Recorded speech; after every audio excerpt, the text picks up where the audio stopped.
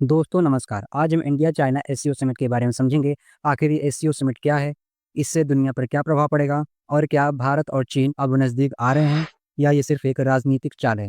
आइए आज इसी मुद्दे को समझते हैं। दोस्तों, ये कोई साधारण दौरा नहीं है। आखिरी बार प्रधानमंत्री मोदी ने 2018 में चीन गए थे। उसके बाद गलवान घाटी का विवाद हुआ, सीमा पर तनाव बढ़ा और दोनों देशों के रिश्ते लगभग ठंडे पड़ गए थे। लेकिन अब 2025 में इतने सालों बाद मोदी जी फिर से चीन पहुंचे हैं। वो भी ऐसे समय जब दुनिया में अमेरिका और चीन के बीच टकराव बढ़ रहा है। चलिए अब जानते हैं एससीओ समिट क्या है। एससीओ यानी संघाई सहयोग संगठन।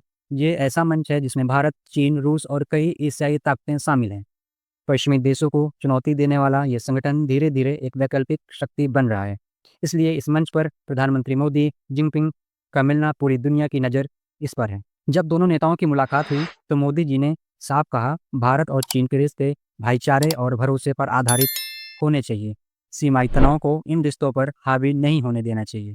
वहीं जिनपिंग ने भी कहा, ड्रैगन और एलिफेंट के साथ आना होगा, तभी एशिया में स्थिरता और विकास संभव है। यानी अब इसमें एक बात तो क्लियर हो गई है कि जिनपिंग और मोदी जी दोनों चाह रहे हैं कि भारत और चीन के रिश्ते बहुत अच्छे हो जाएं। ये सब सिर्फ भाषण नहीं, बल्कि आने वाले समय की राजनीति का इशारा है। सोचिए, जब दो सबसे बड़ी एशियाई अर्थव्यवस्था साथ खड़ी हों, तो इसका असर सिर्फ एशिया पर नहीं, पूरी दुनिया पर पड़ेगा। इस मुलाकात में सिर्फ राजनीति नहीं, बल्कि आर्थिक रिश्तों पर भी गहरी चर्चा हुई। चीन ने भारत को रेयर अर्थ मिनरल की सप्लाई की पेशकश की।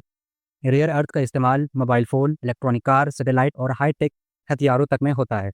अभी तक चीन ने इस क्षेत्र पर सुपर पावर है, लेकिन भारत के पास भी बहुत बड़ा पोटेंशियल है। इसके अलावा दोनों देशों से आपसी व्यापार बढ़ाने, निवेश को मजबूत करने और सीमा पर बने तनाव को कम करने के लिए आर्थिक सहयोग की बात की। दोस्तों, यहाँ पर सबसे दिलचस्प बात यह है कि रेयर अर्थ को अमेरिका बहुत ध्यान से देख रहा है, क्योंकि अमेरिका नहीं चाहता कि भारत चीन की नज़दीकियाँ उसके व्यापारिक हितों को चुनौती दें। एससीओ समिट ऐसे वक्त पर हुआ है जब अमेरिका ने भारत और चीन दोनों पर टैरिफ बढ़ा दिया है। अमेरिका चीन व्यापार युद्ध तेज है और भारत पर भी दबाव डाला जा रहा है। ऐसे में भारत चीन का एक मंच पर आना, हैंडशेक करना और दुनिया को एक संदेश देता है, पश्चिमी देशों के लिए चिंता की बात है। पश्चिमी मीडिया ने इस समिट को एक्सिस ऑफ अप हीविल कहा है, मतलब एक ऐसा गठबंधन जो दुनिया की पुरानी ताकतों को हिला सकता है। दोस्तों, सवाल यही उठता है, क्या भारत अब अमेरिका और चीन दोनों के बीच संतुलन साधने की कोशिश कर रहा है, या भारत धीरे धीरे एशियाई केंद्रित राजनीति की ओर बढ़ रहा है। इस मुलाकात में मोदी जी ने जिनपिंग को 2026 के ब्रिक्स समिट के लिए भारत आने का न्योता भी दिया।